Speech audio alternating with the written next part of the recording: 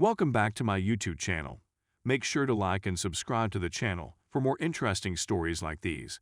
Now, let's get into today's story video. Rant: I'm a husk of a human being since I found out about the infidelity. A year ago, I discovered that my girlfriend of 5 years, whom I believed would be my wife and whom I adored, had been cheating on me. I acquired the evidence entirely by chance. That day, the chaos and unpredictability of the cosmos worked in my favor, if only for a little period. But once I saw it, it was unmistakable what had been going on. For months, she had been cheating on me with different guys. And this is exactly what I had unequivocal confirmation of. There was undoubtedly more than I will ever know. That was a day I'll never forget. I'll never forget how I felt. As I received message after message, the blood in my body became ice cold, each one confirming that my whole world was going to come tumbling down around me. In my mind, my whole view on my relationship started to twist. What I had previously thought did not match what I was now witnessing. It seemed as though reality itself was collapsing. That day, a part of me perished and will never return. I'm not sure whether that's a good thing or a terrible thing. I suppose only time will tell. After a few hours, I gathered my courage and resolved to face her. Before I played my hand, I offered her one final unprompted opportunity to confess the truth. I was anxious not to have to do that.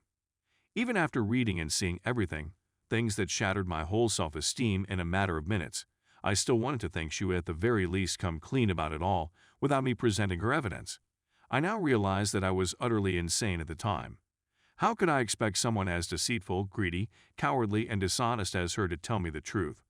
She'd previously shown that she was who she claimed to be.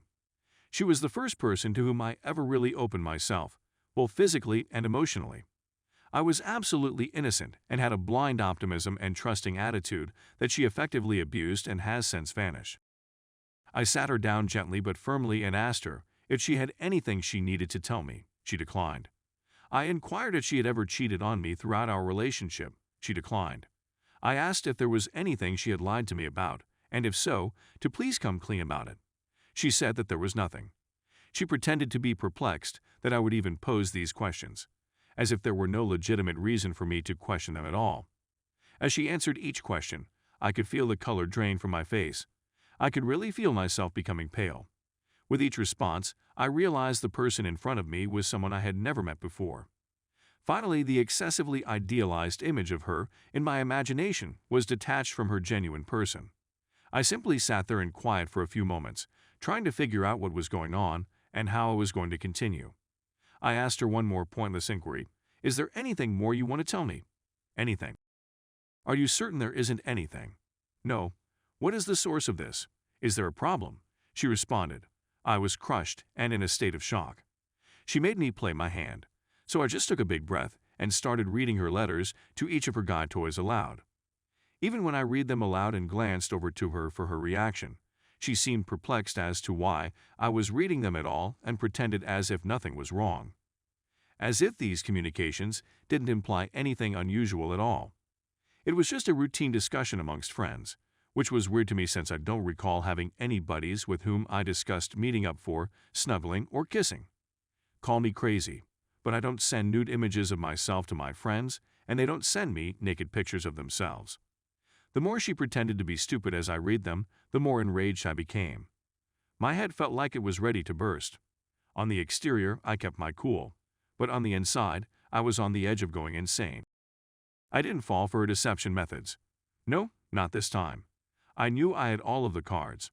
I went through each message explaining to her, like you would to a kid, what each message meant, why it was bad, and why it suggested she was cheating on me after reading them all out maybe 3 times without her even admitting she had done anything wrong.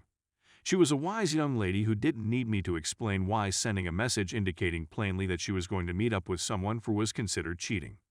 Even still, she would debate with me about each message, striving to downplay its ramifications to the greatest extent possible. She lied, denied, and reduced everything she could. Finally, as I constantly put out my case with each communication, like a lawyer would in court, she realized I wasn't falling for her deceptive techniques. She sobbed and sobbed and sobbed. She was doomed. She said that she felt terrible and guilty about it. She was in such a bad mood. What a helpless victim of this terrible world she was. She said she merely did it to increase her self-esteem. It's not what it seems to be, she said.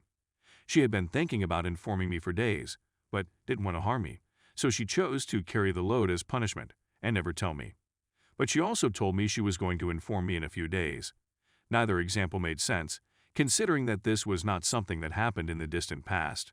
It was continually happening, and she denied everything until I physically forced her to admit. Even yet, she reduced as much as she could while admitting. She'd been texting one of her guy toys only 2 days before. While we were both sleeping in the same bed, she said she was only doing it because she suspected I was cheating on her, and that she would stop when I did. I asked her what made her believe I was cheating on her, and if she had any evidence. Crickets. I was not, have never been, and will never be a cheater. She flung every explanation she could think of in the hopes that one would stick and I'd believe it. She blurted out so many words in her crocodile tears that half of them contradicted one another. I had the impression that I was seeing the unraveling of a whole individual in front of me. A ball of falsehoods packed tightly together, ultimately unraveled by a slack thread. It seemed like I wasn't even looking at a human person anymore, but at some nasty beast trying but failing to resemble one.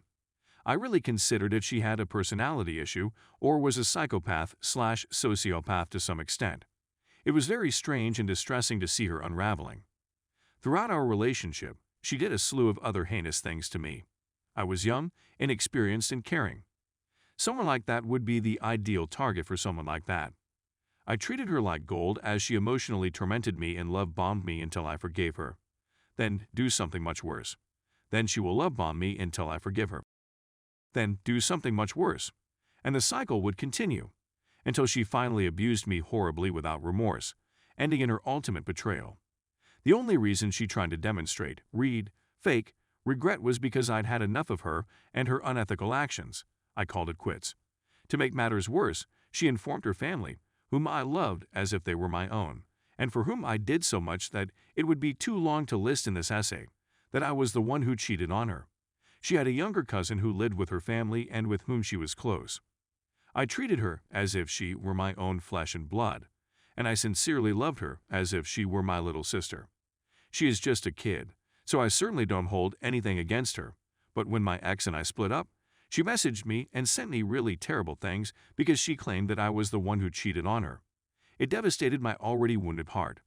This tiny ball of innocence, whom I loved and cared for, turned against me in the most heinous manner conceivable due to a total misunderstanding of the facts. And I was well aware that she had probably turned the rest of her family against me as well. I wanted to respond back and defend myself, saying that it was her who cheated, but I was so exhausted that I just banned my ex and her whole family on everything and went no contact. I realized it was pointless to attempt to argue with her family members about what had transpired, and I wasn't going to show a kid the filthy things my ex wrote to her AP in order to clear my name in her eyes. I hadn't felt human since that day. I'm just in my late 20s, yet I feel like I've been alive for 1,000 years. Every day is a recitation of the same routine. I go about like a zombie, taking care of the tasks that I must like job, but on the inside I am in full pain. I can't recall the last time I awoke with anything other than unpleasant feelings. My self-esteem is close to none. On most days I actually despise myself. I'm no longer interested in anything. My previous goals and ambitions have all but evaporated. I'm scarcely able to drag myself out of bed. I'm filled with rage like I've never felt before, always bubbling under the surface. My existence is being boiled away.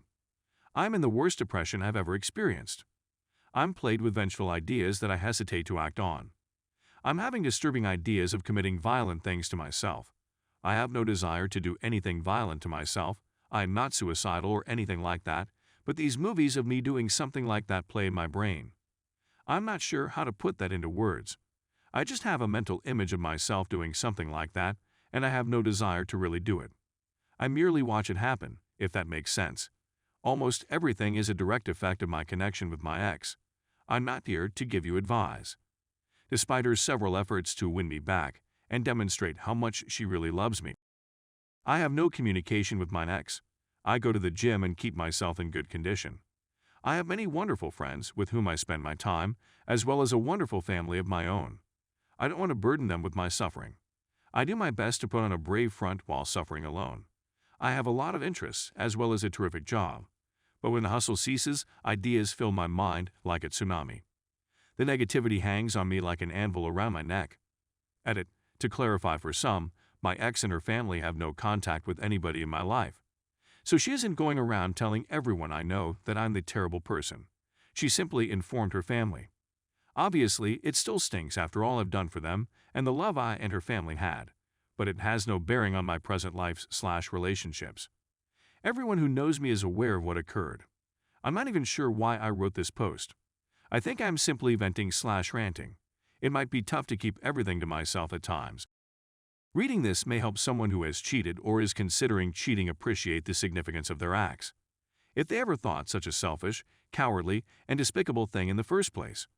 Perhaps one of you has had a similar situation, and we might feel better together as a result of our shared experiences. It's comforting to know that we're not alone in our suffering. That is a natural element of being human. Thank you for taking the time to read this. I apologize for the length, and I don't want to dampen anyone's spirits.